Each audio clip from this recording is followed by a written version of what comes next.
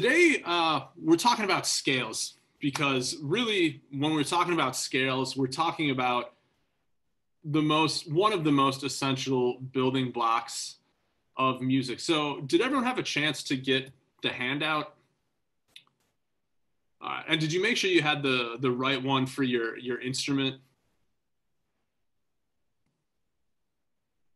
Okay, so I'm going to screen share the handout just so you can follow along. But if you have your own copy, that way you can take notes or you can read the music. So I have the one for B flat instruments like trumpets, tenor saxophones. Hopefully you have this one. And it'll be the written G major scale for our alto saxophonists, or clarinetists also can use this one. For our alto saxophonists, hopefully yours has the written out D major scale, so a scale starting on D, and then everyone else, all the concert pitched instruments, whether that's piano, guitar, mandolin, violin. I know we have a couple people there. You'll want the one that's a written out F major scale. And then some bass clef people. I also had a bass clef version, so you don't have to do that. All right, getting people in here. All right, so I'm trying to get through as many people as I can. How many of you all practice your scales? Just like a show of hands, or if you want to give a little thumbs up.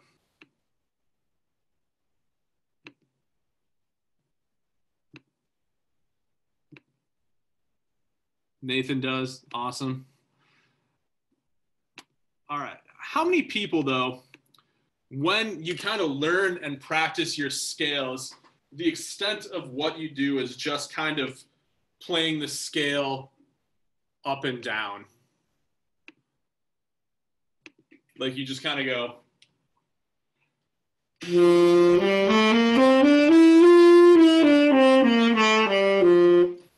I learned my scale, yay. And you can be honest, how many people is like, that's kind of the extent of how they've learned their scales? No, I have Gemma being like, all right, that's good. How many people do more than that? Good, all right. The thing about scales and jazz improvisation,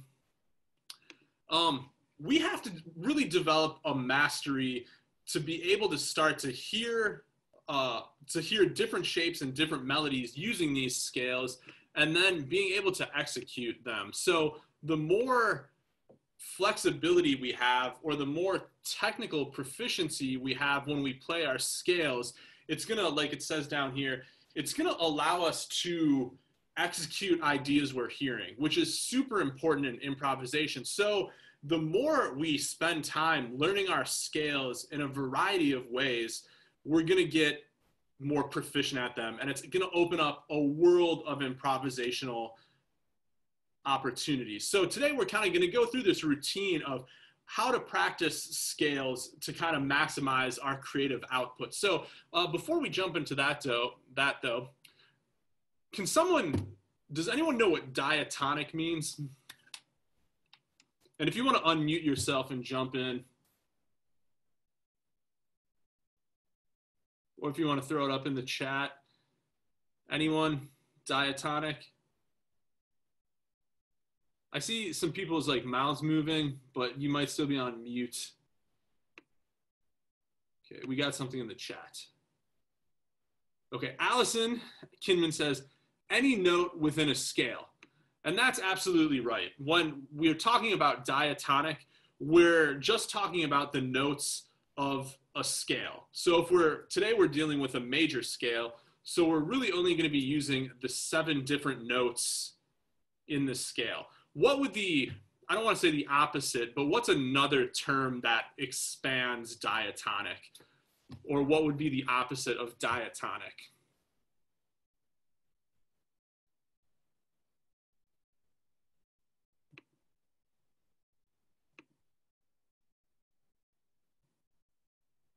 All right, I'll just give it to you. Chromatic. Yeah, when we talk about chromatic, that's including all 12 pitches in Western art music, which in a later presentation, not this week, but I'm going to try to post up a video over the summer that is going to expand to how we can start to add chromaticism. But today we're just talking about diatonic scale practice, which is using just the notes of the major scale, which even though it's only 7 different pitches, there's still a lot of material we can get out of these notes. So before we kind of go through some of these exercises, and does everyone have their instruments nearby or an instrument?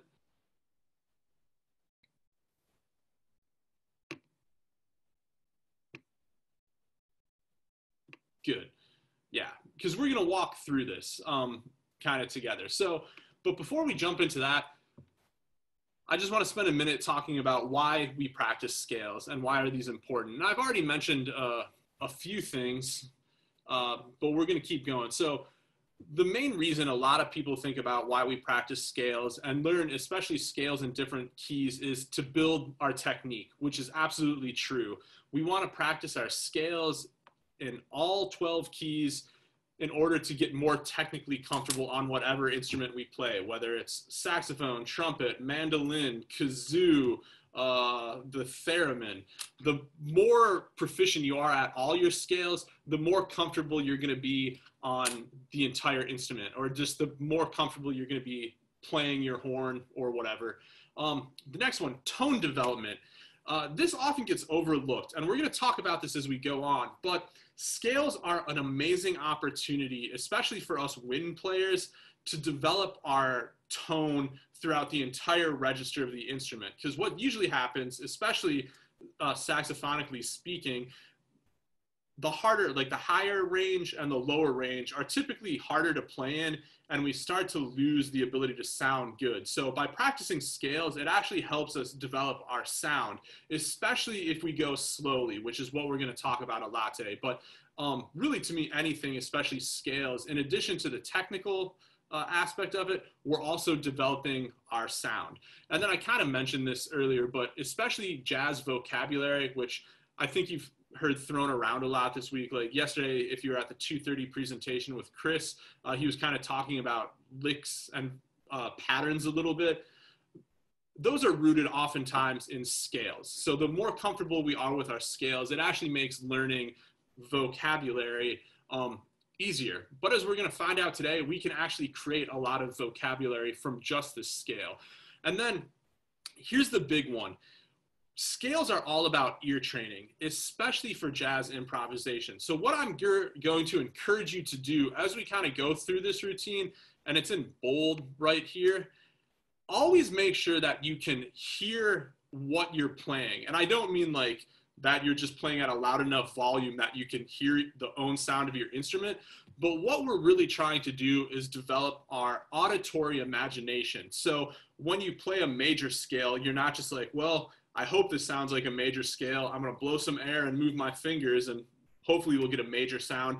But you can actually hear in your head the do, do, do, do, do, and then execute on that. So really by playing these scales, especially the process we're going to use today, it opens up your ear to hearing things differently. So that's why we practice scales.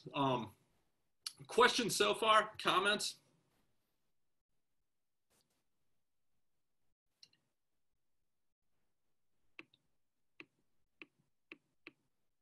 No, there's none. I didn't think there would be because I'm such an amazing educator.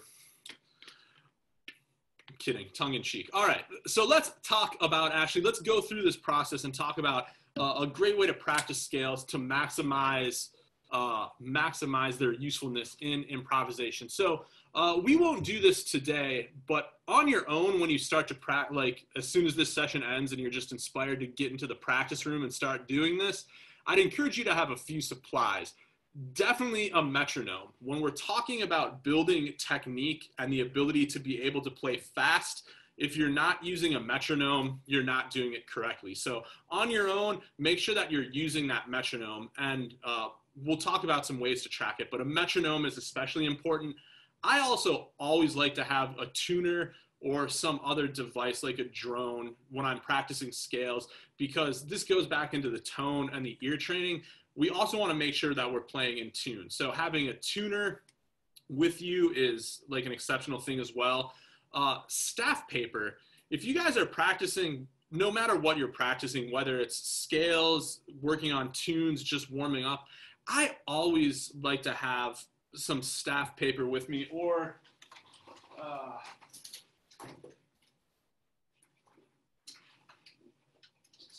it's flexible. What I have, and this is just in my briefcase or on my desk, it's just like a little book like this that's filled with staff paper. I don't know if you can see that, but it's just kind of a smaller thing. That way, when I'm practicing, I take notes relentlessly. I like how I'm feeling that day, like the metronome markings, like the tempos I'm working at. So it allows you to kind of track your practice, or as we're going to talk about later, if you kind of come up with an idea you like, you can jot it down and revisit it. More on that later, but having some staff paper available, and then a mirror is recommended. We talked a little bit about this if you're in the saxophone masterclass on Wednesday, but a mirror kind of, especially for wind players, saxophonists looking at their fingers, clarinet, even mandolin, other things where you have to use your fingers a lot, it helps to have a mirror to see if your hand position and your finger tension is good. So those are some things to have. So, all right, let's jump in. As I kind of mentioned, we're trying to build our auditory imagination, but we also want to play these exercises only as fast as we can execute them. We don't want to develop sloppy habits. So don't worry about going too fast on any of these, and we'll kind of walk through it. So right now, let's just get started. So does everyone have their sheet to kind of look at? All right, let's just do number 1 together.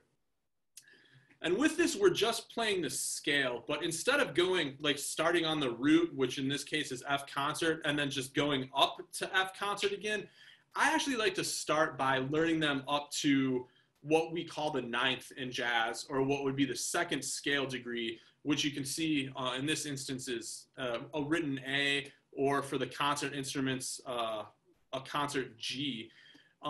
And there's a few reasons we do that. One, it allows us to play the entire scale in 8th notes, which is really common in jazz, and it allows, it allows us to play the consecutively in 8th notes.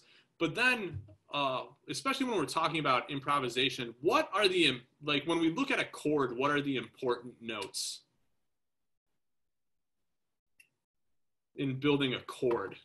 And this will come up later.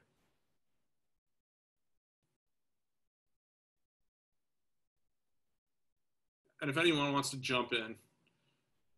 All right, so when we're building a chord, we usually, it's Eric got it. The first note, the 3rd note, the 5th note, and the 7th note are what kind of define a chord.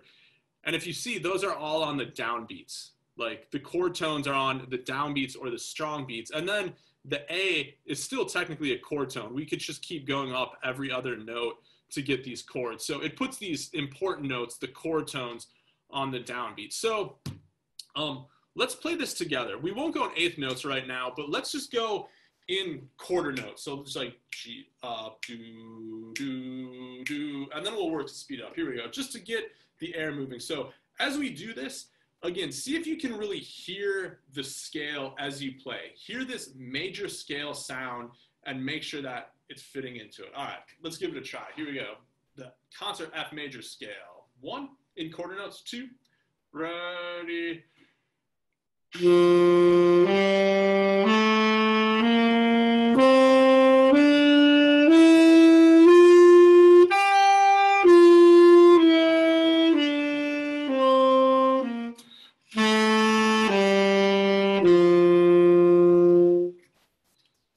I couldn't hear all of you, but I'm sure it was beautiful. Now let's try it as written in 8th notes, not too fast, about like ba da da da da. And for right now, don't worry about tonguing unless you need to. I like to start by just slurring everything. We can get into articulation, but right now let's just slur. All right, here we go. 1, 2, and 8th note.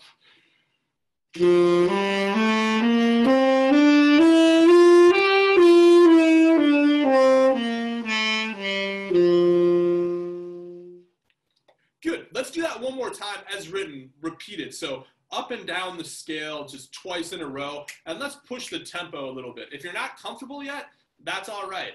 Do the best you can, and then make a note of it and come back later. But so as written, up and down twice, eighth note's a little bit faster. 1 and 2 and ready.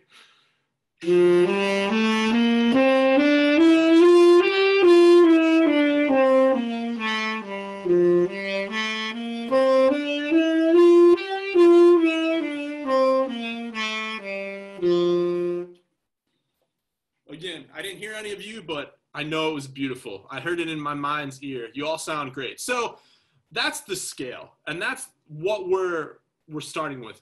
The important thing in starting with the scale, and especially being able to hear that, is now we have a sense of what these 7 notes sound like, or what the scale sounds like, that we're going to derive other exercises from. So that's the first thing. Always start with the scale to get it in your ear. And then 1A, as soon as you're comfortable kind of with this about 1 octave scale, the next thing is to extend it to the full range of your instrument.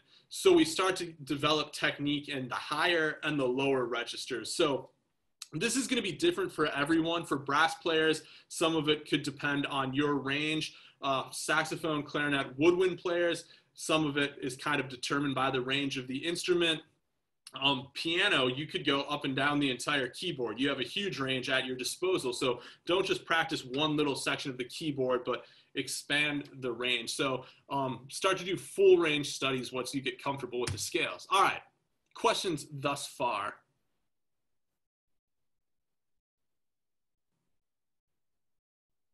No, again, because I'm teaching my butt off today. All right. Let's move on to number 2, the second section, multi-directional intervals. How many people practice, or in addition to learning the scales, how many people have practiced or learned scales in thirds before? Just either a show of hands or, all right. I'm seeing a lot of people. Cool, cool.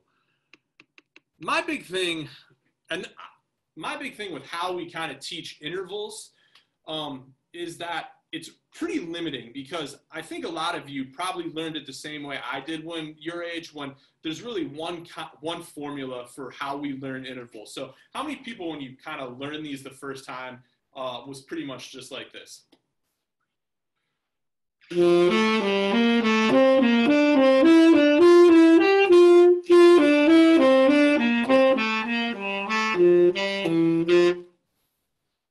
Does that sound familiar to a lot of people? All right. That's a great starting point, because it gets us the concept of the third. So when I say third, basically we skip a note, and if you're following along, we go from the first note, skip the second note, right up to the third note. So it's kind of every other note. What was limiting about how I just played that exercise? And if you want to unmute yourself, why was that maybe limiting? And if anyone wants to kind of chime in.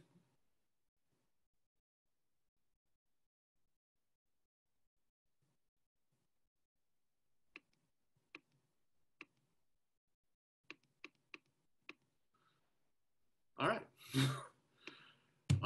Because really, especially when we were going up, and this is how it's really frequently done, when we were going up the exercise, we were really only playing them one direction. And then when we turned around and went down, it was also just in one direction. So especially for jazz improvisation, we want to do what's called multi-directional practicing, which these are the 4 basic variations. So the first one is up, up. And is there any guesses on why it's called up, up?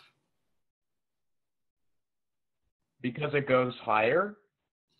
Well, yeah, because it's going higher, which is good. So yeah, the second note, we're going up. So that covers the first up. Why is it up/up?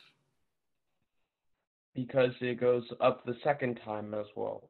Yep. So in each of these groupings, we're going up the interval. And then even going down the scale, we're keeping the same thing where we're going up. So up, up. Pretty simple.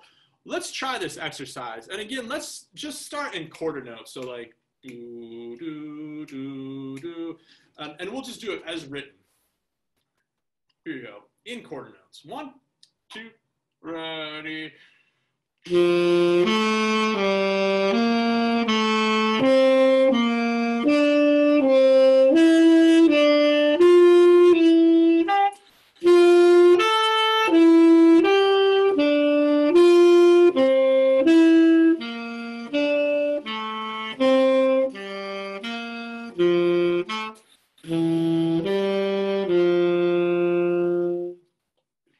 All right.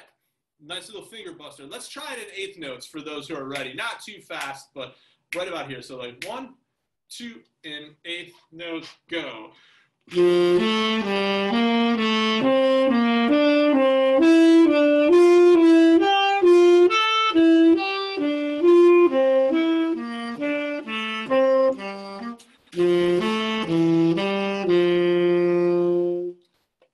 All right. Up, up. The next one, down, down, we just reverse that pattern. So like up, up, it's consecutive descending intervals. So this one's a little different because instead of starting on the root of the scale or that concert F, we're actually starting on the third, a concert A. So let's try down, down in quarter notes. In quarter notes. 1, 2, and ready.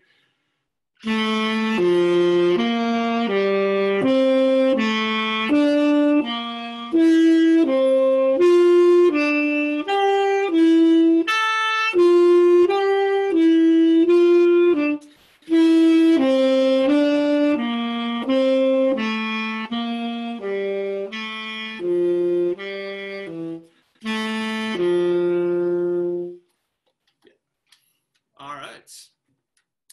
And then I'll let you do that one in eighth notes on your own. So let's just keep going. Up, down. Why is this one called up, down? Because it starts up, it's up for the first two notes, and then it goes down on the last two notes. Yep. So the first one, we're going up, and then the second two notes, we're going down. Exactly. Let's just try this one. Let's do this one in eighth notes right away. See if we can challenge the technique. If you're not quite comfortable, that's all right. We won't go too fast, but eighth notes, so about like 1 and 2. Ready.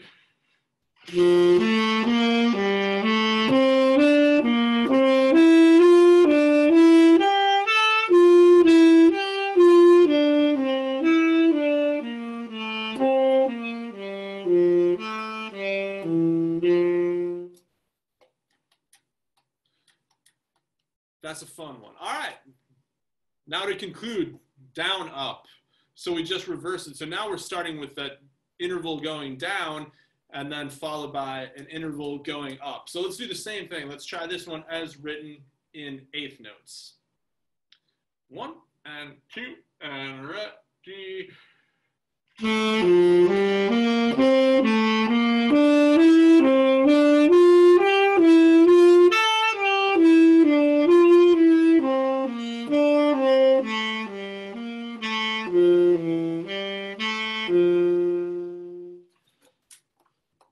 Again, I can't hear any of you, but I'm sure it's beautiful. So that's kind of what we call multi-directional interval practice. I'm just going to point out a couple things.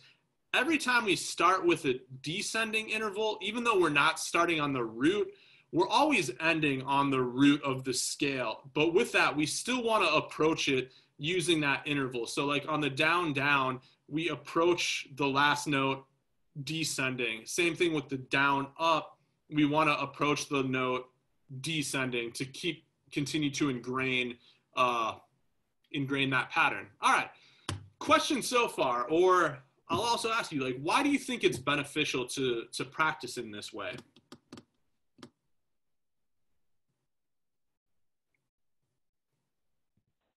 maybe it helps you to get better at this special music. Like if it's kind of like in this kind of range where it's up at the high above the scale, above the bar, then at least that you have some practice and now that you can at least be able to touch a couple notes in some pieces. Yeah, it'll help you start to increase the range, which we did a little bit going past even where we did with the scale. So yeah, it absolutely gives you a better range. And then any other thoughts, any other ideas? Yeah, Gemma says it helps you practice how to jump to notes, because sometimes if we only practice the scale, we just get used to playing notes next to each other. Here we're starting to get more intervallic, which is really a cornerstone of jazz. So it helps us learn how to jump to notes.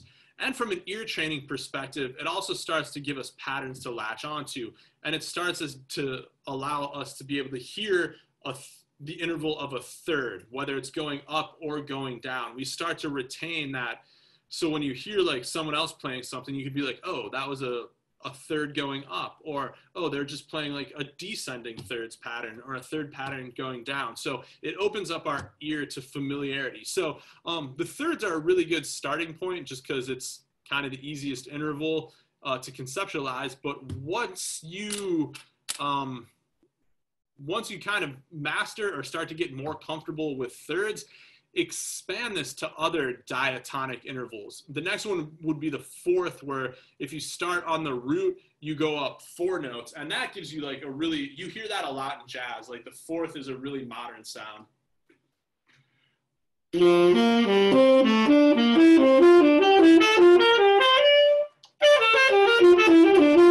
so on and so forth. So the fourth is really fun.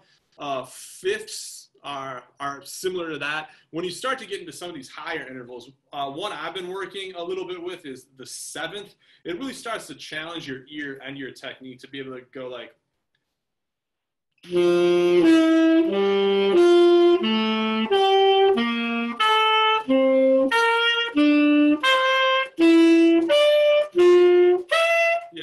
and it's kind of an interesting sound. So yeah, once you get comfortable with thirds, keep expanding this to other intervals that'll just continue to open up your technique, to open up your ear.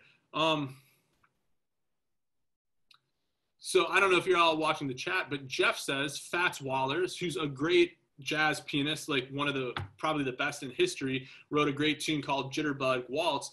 And Jeff says it's a fun tune that uses some of this scale concept in the melody and fun to improvise on. So he created it as an exercise for his daughter, according to some of his historians. So, and yeah, that's a great thing you can do. And we'll kind of talk about that a little bit later, how we can use these patterns in a more musical way. But if you're not familiar with Fats Waller or his tune Jitterbug Waltz, I'd encourage you to check that out. All right, moving on so we can get through this. The next thing we're going to talk about is multi-directional triads. So here we were doing multi-directional intervals. And does anyone know what an interval is? I probably should have asked that earlier, but like, does anyone know what the definition of an interval is?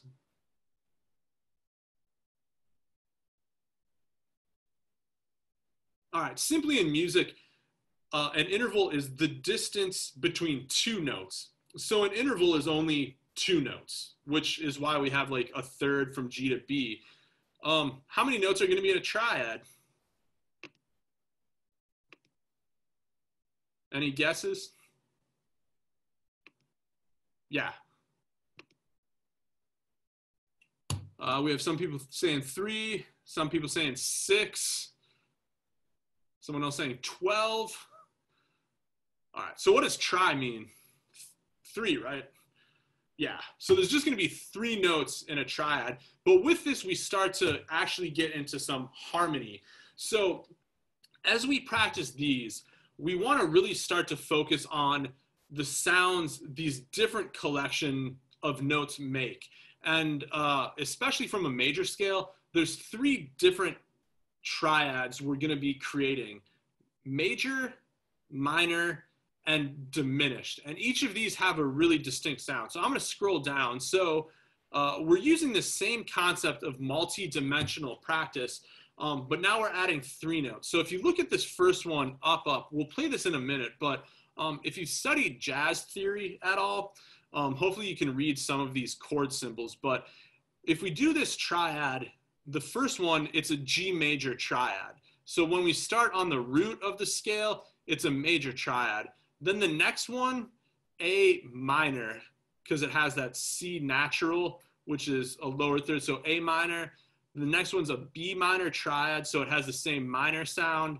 Starting on the 4th scale degree is going to be a major triad. The 5th scale degree, it's also major.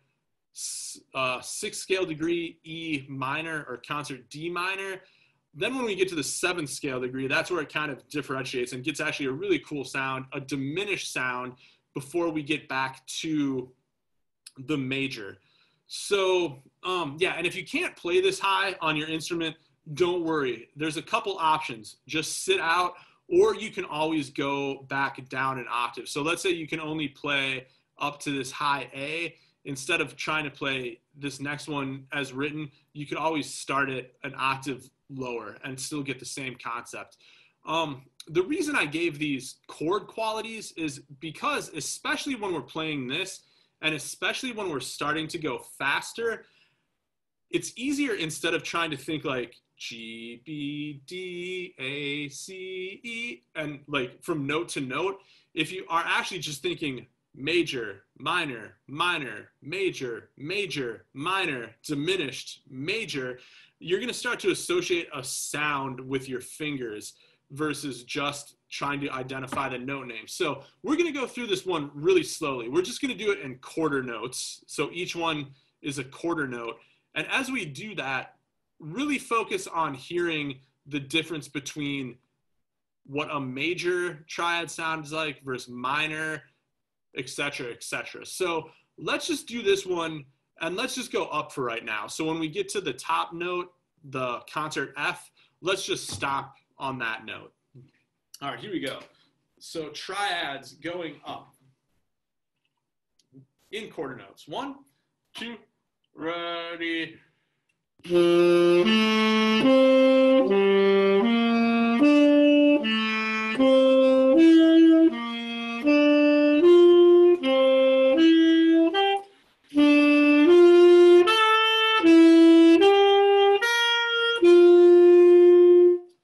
How many people were able to make it through that one?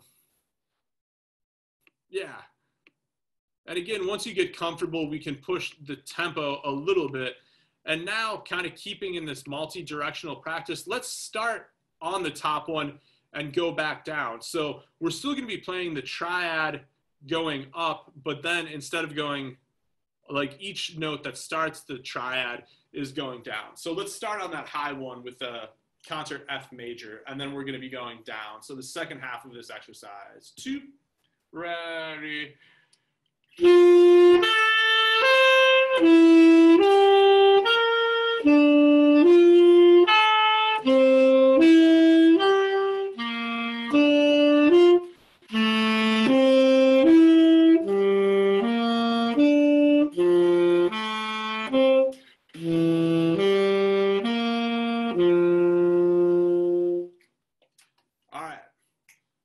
Good. Let's try the whole thing as written in triplets. We won't go too fast, but let's see if we can make through. So right about like triplet, triplet. So here's the chord note, but think that subdivision. So like triplet, triplet. 1, 2, 3, and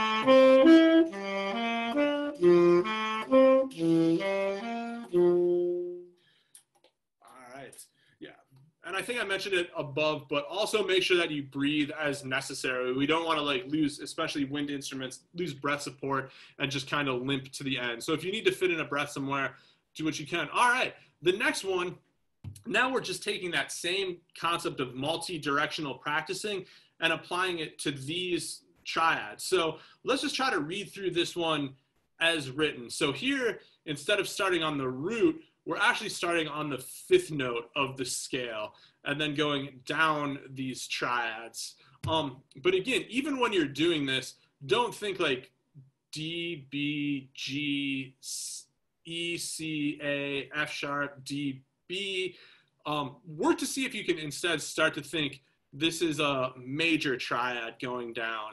This is a minor triad, another minor, major, major, minor, diminished. See if you can really start to think more about the chord quality, we call it, major versus minor versus diminished. So let's try this just as written in slow. So like 1, 2, 3, there, here we go. 1, 2, 3, and go.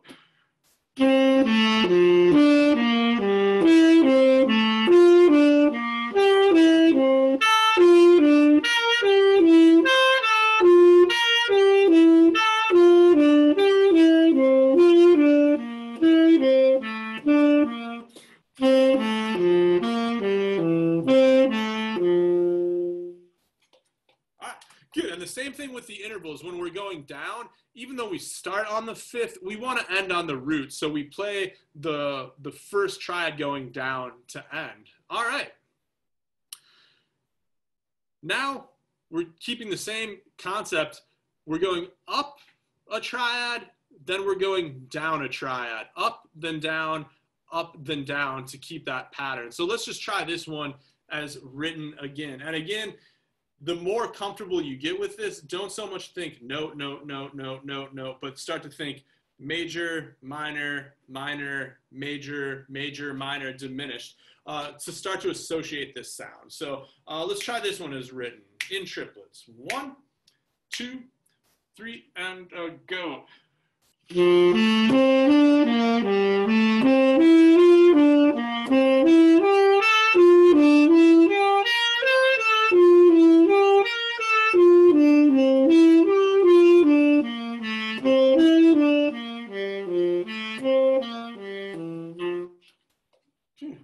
All right.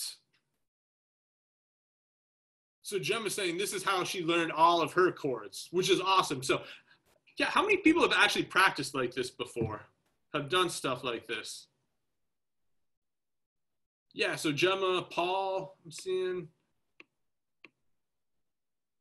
Ashley and Caitlin, all right. Yeah. And this is a concept that like I wasn't actually really exposed to until my master's degree, surprisingly.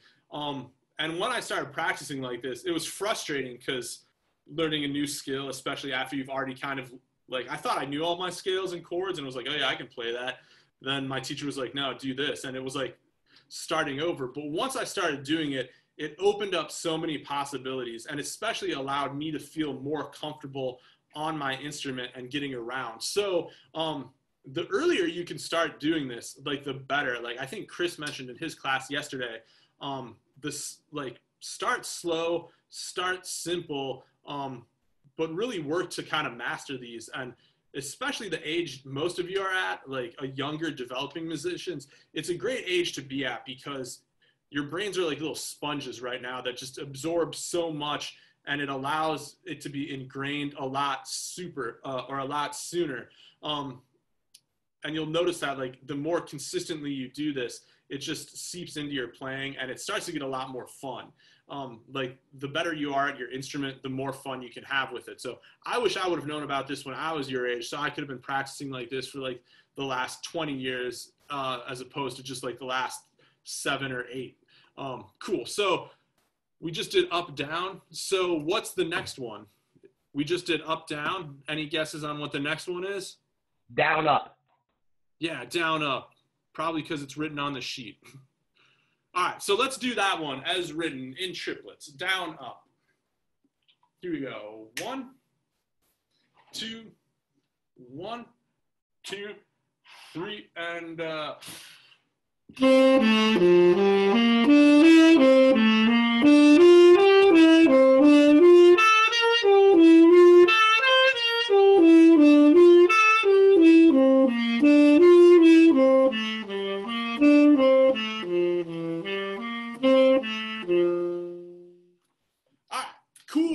cool. All right, so that's kind of the concept of multi-directional intervals and triads. Especially for the triads, triplets kind of make sense because it's just 3 notes equally divided. But especially once you start to get comfortable with the notes in these exercises, what I'd encourage you to do is start to practice some rhythmic variations, because that's really what starts to make these sound less like an exercise and more like jazz. Because if you were to like be playing a tune, then all of a sudden just bust out like,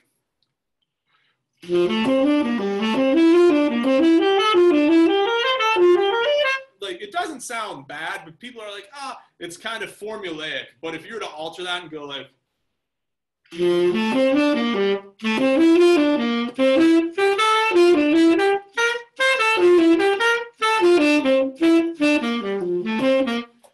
that starts to sound more like improvisation. So even though I was keeping the notes in the same order, you can start to vary the rhythm, and that even starts to give you more vocabulary. So I gave you, and this is by no means an exhaustive list, but I just gave you 1, 2, 3, 4, 6 rhythmic variations to get you started. I'd encourage you to come up with your own, just to kind of challenge yourself or to get comfortable with that. So cool. Questions thus far? Comments, concerns?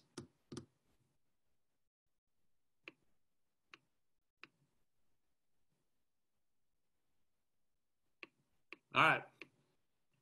Zach says nothing, so I'll trust that. Oh, is someone raising their hand? Oh, no, it's just a saxophone. Yeah, why would there be questions? Again, teaching, doing amazing. Again, I'm just kidding. All right, let's talk about number 4 now. So once we start to get comfortable with all the notes in the scale, what we can start to do is patterns. And arguably, this is a lot more important to improvisation because we start to hear different melodies and different shapes from this. And the great thing about patterns is there's, I don't want to say an infinite amount, but there's a lot you can get from really simple material. Like if you were even just to take the notes, like 1, or even like the first 3 notes here. Let's say we were to take just the first 3 notes of the scale, G, A, and B. How many different patterns could you develop from just those 3 notes? And this will also be some SAT prep for those of you in college. So if we're in math, this might show up as the 3 exclamation point. Does anyone know what that means in math?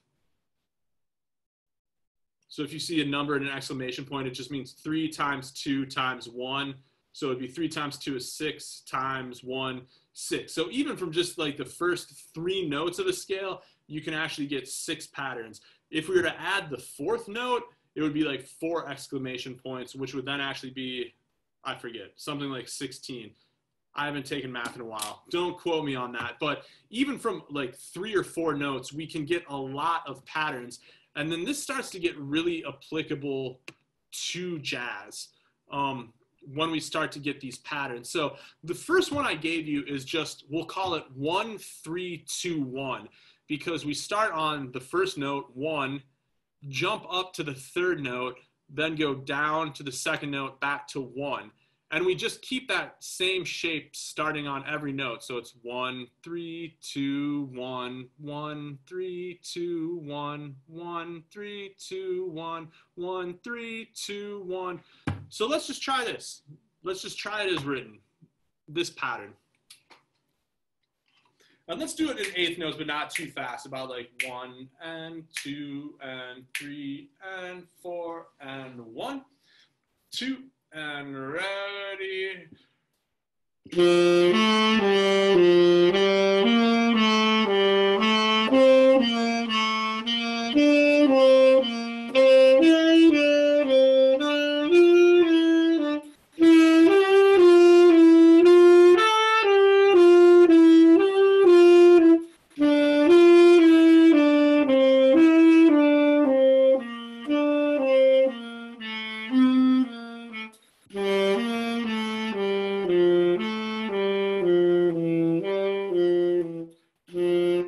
Running out of air. Yeah. So a simple little pattern, just a simple little 3-note pattern, but especially when you run it through the scale, it can start to sound really impressive, or it's going to start to build technique. And again, as it says right here, super applicable to improvisation. Probably most famously, if anyone's familiar with John Coltrane, which hopefully that's a name most of you know. If not, check out John Coltrane. But he was especially known for, especially with a lot of the music he was writing, to exploit a lot of these different scale patterns. So again, I gave you one. Can anyone think of another scale pattern, let's just say using those first 3 notes, that you could play?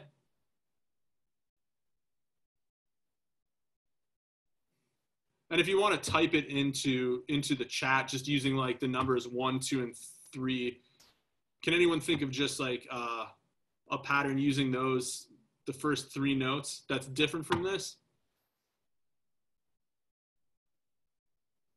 Okay, so Gemma says 1, 3, 1, 2. Well, yeah, and that's a great one. So it'd be like, what was it? Yeah.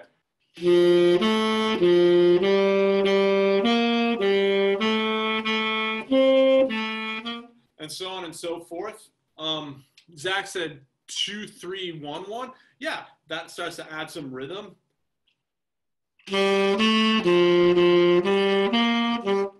Oh, what was that? Yeah, hold on.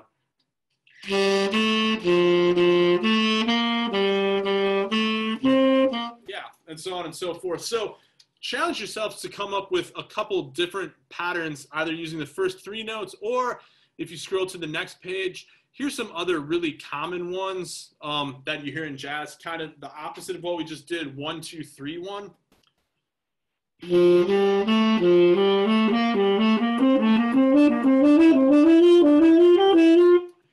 1, 2, 3, 4 is just.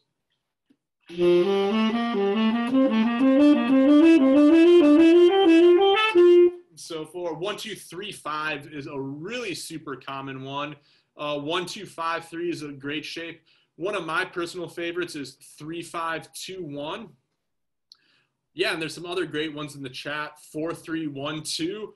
Paul says 1, 1, 1, 1, which repetition. That's a powerful melodic tool. So absolutely.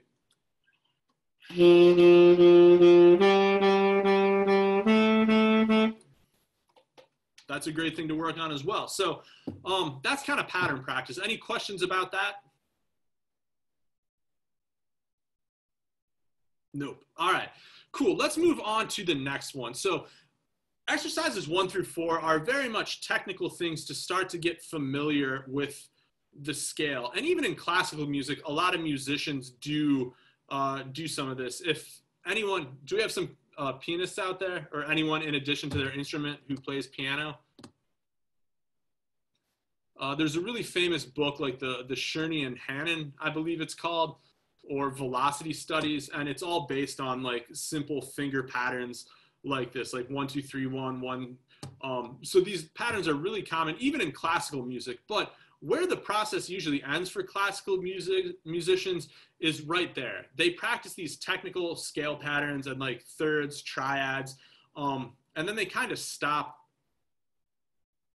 Yeah, they just stop there. And it allows them to play like music better if those patterns appear in like sheet music and written songs. But as jazz musicians, we want to expand it. So this next step to me is actually one of the most important, because it allows us to start to demonstrate some creativity,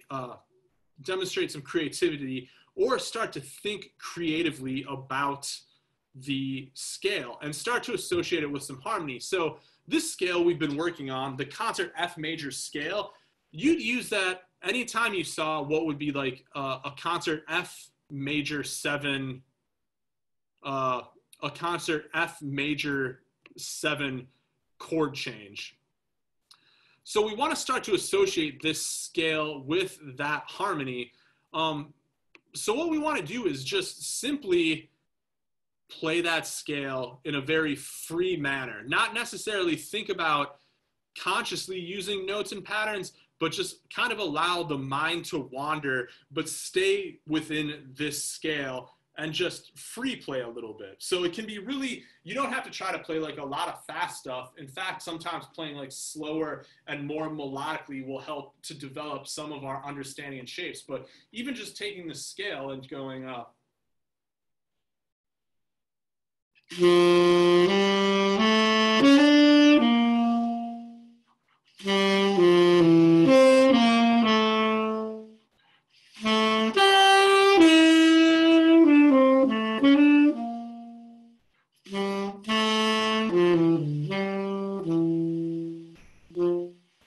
So I wasn't playing any notes outside of the major scale, but what I was thinking was how to create melody, like how to use different intervals, or I was hearing shapes in my head and was like, all right, let's try to emulate the shape we're hearing. And then sometimes patterns could develop, like you could get into something and be like,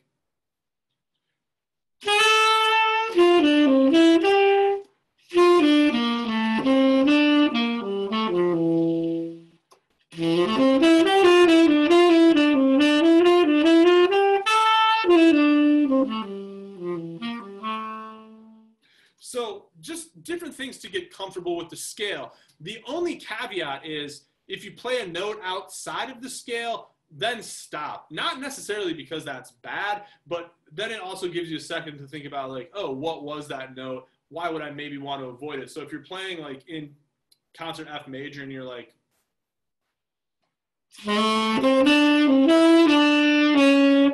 no, you kind of hit a weird note. It didn't sound bad, but you want to start to hear it differently. So even the note you end on, you could be like, oh, what note was that? Well, like I played an E flat over a G major. Maybe that's not the best thing. So some free playing. I'd encourage you to spend a lot of time with that because it can become meditative. And then this is where having that sheet, some staff paper can come in handy. As you're free playing, you might come up with like an order of notes or a new pattern or a shape that you really like.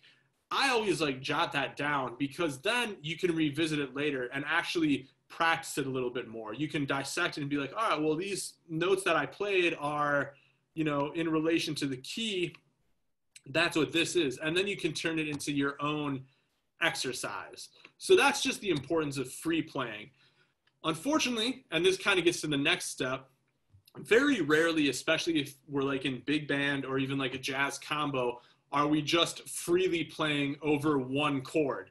Oftentimes we see like these chord changes and they might last a measure, they could last 2 or 4 measures, or they might just last 2 beats. So we also want to get comfortable playing on these for a set duration. So the next step, number 6, is what I call improvisation in time. And we can actually do this on our own. And what I like to root it in is just starting with a rhythm. So what's notated right there is a dotted quarter eighth note. Does anyone know what that rhythm's called in jazz?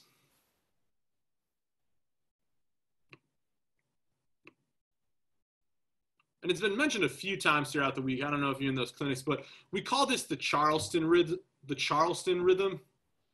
Or Paul says do dot. Yeah, that's kind of the articulation we want to think about. So it's just like a dotted quarter eighth, and we usually think like do dot. So it'll just sound like a 1, 2, 3.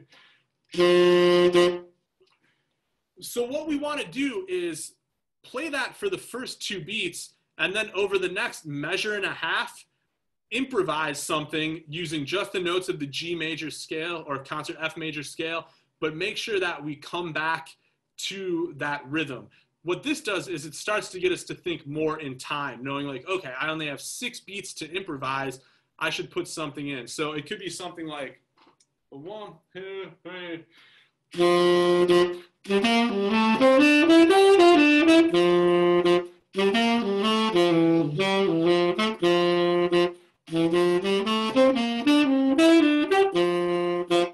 So it's kind of this perpetual motion thing where you always want to be rooted in the rhythm. What this is going to do is it's going to allow you to improvise, but also be grounded in note duration. So what we're going to do right now is I'm going to count this off. I don't have a metronome hooked up, but I'm going to provide you with the do dot. And then I just want you all on mute to improvise for 6 beats. and then start to play this with me. So I'll be kind of your metronome and the timekeeper, and I'll play this do dot 3 4 do dot 1 2. Yeah, just make sure you're on mute. There you go. All right, here we go. So let's try that. I'm going to provide the ostinato and the time for you. Then everyone else just improvise. Here we go. 1, 2, hey, hey. Hey, hey. Hey, hey. 1, 2, 3. 1, 2, 3. 1, 2, 3. Last time ready. 1, 2, 3, 4. Stop. So yeah, Nathan asked, how long does this go for? As long as you want. It's kind of, you throw in a metronome. When I do it with a metronome, I either use the one that actually counts like 1, 2, 3, 4, so you can hear those downbeats, or if you can accent the downbeat, just because sometimes, like, how many people get lost in changes sometimes and would like someone to be like 1, 2, 3, here's the down. Yeah, everyone still does. Like, I was talking to Rich Perry, who's like one of the greatest tenor players alive, and he was like, yeah, man, he's like, I still mess up changes all the time. He's like, I get lost, and then just the drummer gives a downbeat, and I'm like, thank you. So if you have something that gives that strong downbeat, but that's just a way to start to improvise in time. So that is kind of my diatonic scale routine, just using the notes of the major scale. Once you actually start to incorporate this into your practice routine and get comfortable, to get through this whole thing, it takes me about 5 or 10 minutes to do everything I want to on a scale. So once you learn the scale and start to really do this, it actually doesn't take a long time. Once you're learning new scales, it may take a little bit longer and require a little bit more time, but especially if you're just kind of reviewing scales, or as you start to get more familiar, it's actually not a terribly long process. It shouldn't take you an hour on your own, but we were going through it together. And then that's the end. But once you get comfortable with the major scales, which is a really great starting point, because the major scales, if you know your major scales really well, you can kind of figure everything else out. So once you learn the major scales, you can start to apply it to really some other common scales in jazz, like the first one, the Mixolydian mode, which is basically the major scale, but we flat the 7th note. So instead of playing this F major scale with that E natural, it would be like a major scale is a Mixolydian one. So we change that one note, but it completely changes the color of the scale. Same thing with the Dorian mode. We flat the 3rd note, so we would get into an A flat. So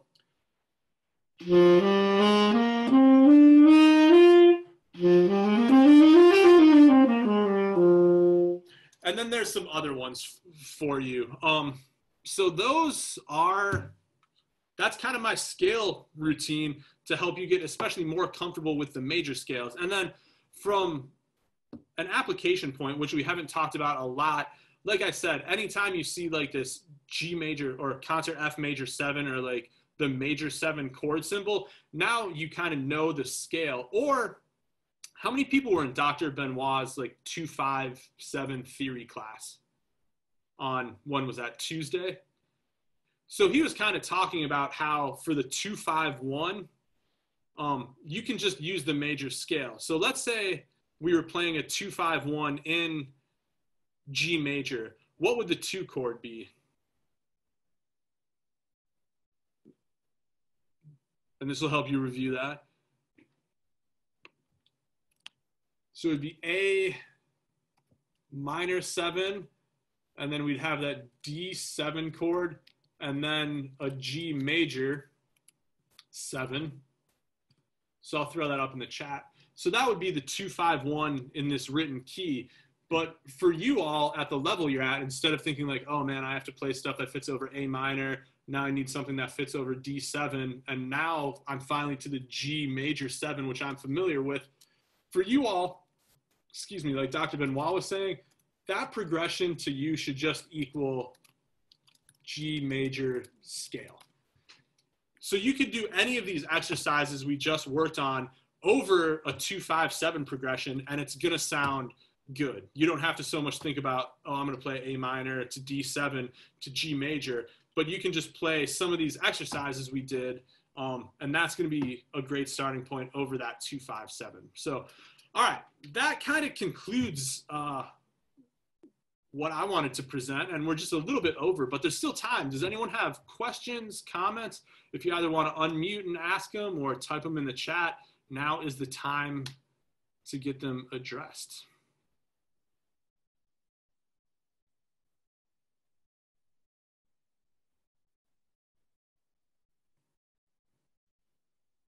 Again, my teaching was just so amazing that everything was so clear and concise that you're absolutely not confused and overwhelmed right now. You're just ready to go practice your major scales in an efficient and creative way.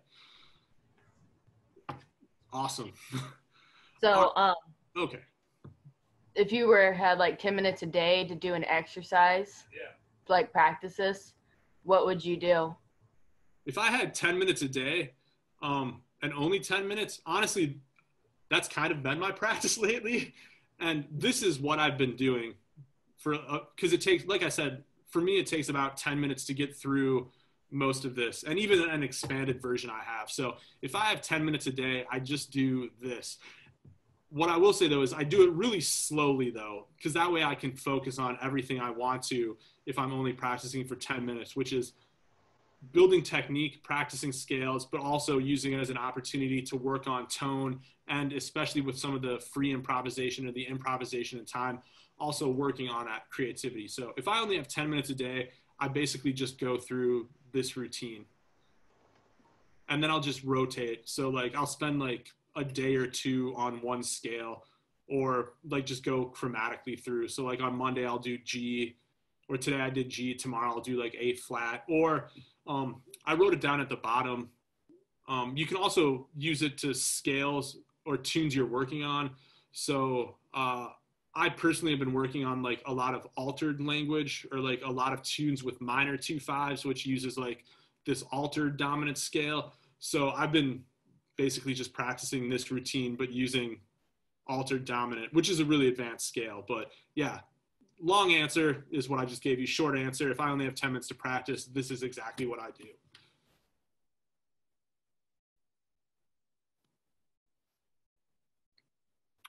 All right. Anything else?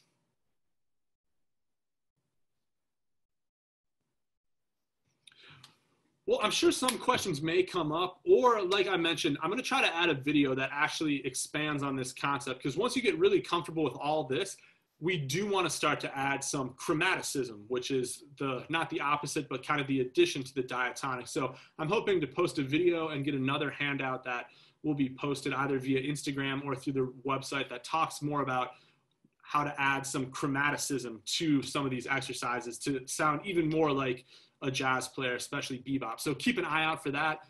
It'll probably be posted on Instagram. So if you don't follow us on Instagram yet, do that. Jazz at Simpson, or @Jazz at Simpson is our Instagram handle. We'll be doing some updates, or feel free to reach out. My email is on the top of the sheet. If you have questions about it, drop me a line, or if you even want to do like a half hour or 45-minute lesson, I'd be more than happy to hook that up, either via Zoom, given the global pandemic crisis, or if we ever get out of this, you can come on down to Simpson, and I'd be happy to hang out for a little while and talk jazz with y'all. So Zach's asking, when will it be posted? That's a great question. I don't know. I have to record the video and do the handout and that. So I don't know. Sooner rather than later. Let's say by August 1st. I'll say by August 1st to give myself that deadline. So it'll be posted by August 1st. Now I'm on the clock. So if not sooner, so check back for that. All right. Cool. If there's no other questions, then I am going to sign off.